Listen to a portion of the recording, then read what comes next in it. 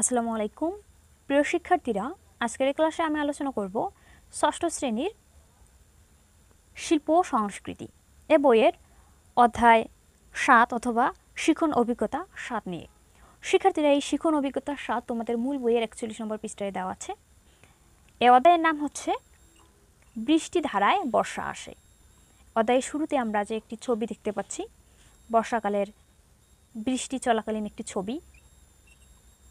এখানে আমরা পাখি দেখতে পাচ্ছি, এরপর নদীতে ছেলেমেয়েরা সাঁতার কাটছে, এরপর বৃষ্টিতে ভিজছে, অর্থাৎ একটা বর্ষাকালের ছবি, বৃষ্টি চলাকালীন বর্ষাকালের ছবি আমরা দেখতে পাচ্ছি।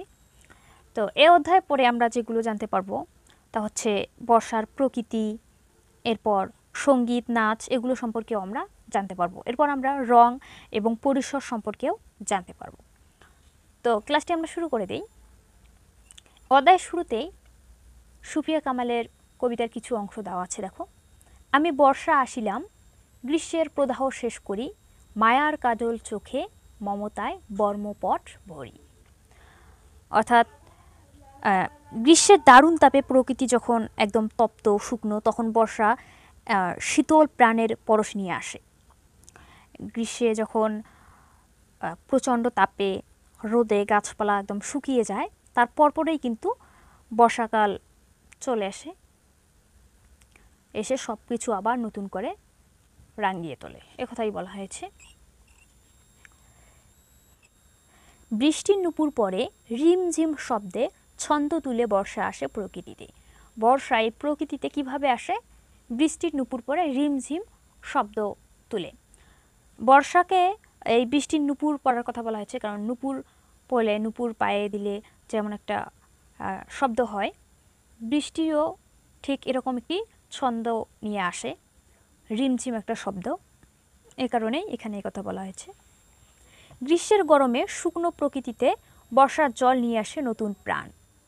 শিক্ষার্থীরা, গ্রীষ্মে প্রচণ্ড তাপে রোদে গাছপালা একদম শুকিয়ে যায়, এরপরই যখন বর্ষা বৃষ্টি নিয়ে বা জল নিয়ে আসে, তখন সেই শুকনো গাছগুলো সজীব হয়ে ওঠে, যেন নতুন প্রাণ ফিরিয়ে পায়। গাছে গাছে গজায় নতুন পাতা। এ সময়ে সবুজ প্রকৃতির মন ভোলানোর রূপ নিশ্চয়ই দেখেছো মনোযোগ দিয়ে। চলো নতুন করে আমাদের পূর্বে দেখা সে গাছটি অবলোকন করি, স্পর্শ করে দেখি এই বর্ষায়। সেই গাছটির মধ্য দিয়ে আমরা দেখার ও অনুভব করার চেষ্টা করি আমাদের চারপাশের প্রকৃতিতে। এর আগের ক্লাসে একটি গাছ নিয়ে আলোচনা করেছিলাম। সে গাছটি ছিল গ্রীষ্মের সময়ের গাছ। গ্রীষ্মের প্রচণ্ড গরমে সে গাছটি শুকিয়ে গিয়েছিল। এখন বর্ষায় যখন আমরা চলে আসলাম, এই বর্ষায় এখন আমরা সেই গাছটিকে লক্ষ্য করব, গাছের পরিবর্তনগুলো আমরা দেখে নিব। বর্ষায় কি কি পরিবর্তন হয় প্রকৃতিতে, তা এবার খুব মনোযোগ দিয়ে দেখব। জানবো বর্ষার ফল ফুল কোনগুলো। বর্ষায় খাল, বিল, নদী, পাহাড়গুলো যখন পানিতে কানায় কানায় ভরে ওঠে, তখন তা দেখতে কেমন হয়। তাহলে আমরা কি কি দেখব এই বর্ষায়? বর্ষার ফুল কোনগুলো, বর্ষায় কোন কোন ফলগুলো পাওয়া যায়, এরপর নদী, নালা, খাল, বিল, পুকুর পানিতে যে একদম ভরে যায়, সেই দৃশ্যগুলো মনোযোগ দিয়ে দেখব। এরপর আছে এ অধ্যায়ে যেভাবে অভিজ্ঞতা পেতে পারি, এগুলো তোমরা পড়ে নিবে। বর্ষার আগমনে প্রকৃতি চঞ্চল হয়ে ওঠে, যেন অবিরাম জল তরঙ্গ বেজে চলে চারদিকে। বৃষ্টি প্রকৃতিতে তৈরি করে অপূর্ব সুর মূর্ছনা, কখনো টিপ টিপ করে ধীর গতিতে, কখনো মাঝারি গতিতে, কখনো দ্রুত গতিতে, বা কখনো মুষলধারে বৃষ্টি পড়ে। আবার বর্ষার মেঘের বিজলি চমক আর গুরু গুরু শব্দে মেঘের ডাকে কম্পিত হয় চারদিক।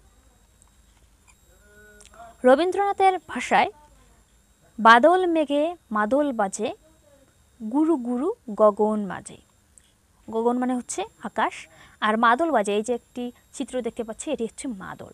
এই মাদল যখন বাজাই, যে শব্দটা আমরা পাই এই মাদলের মাঝে, এই বৃষ্টির সময় বা বর্ষাকালে বিজলি চমক যে একটা গুরু গুরু শব্দ হয়, এই গুরু গুরু শব্দটা ঠিক এই মাদলের বাজনার শব্দের মতো, সে কথাই বলা হয়েছে এখানে। মাদল হলো ঢোল বা মৃদঙ্গের মতো একটি বাদ্যযন্ত্র। বৃষ্টিধারার সুরে আর মেঘ মৃদঙ্গের তালে প্রকৃতি জুড়ে এ যেন তাল, মাত্রা, লয় আর ছন্দের খেলা। শিক্ষার্থীরা, এ অধ্যায়ের শুরুর অংশটুকু আমরা আলোচনা করলাম।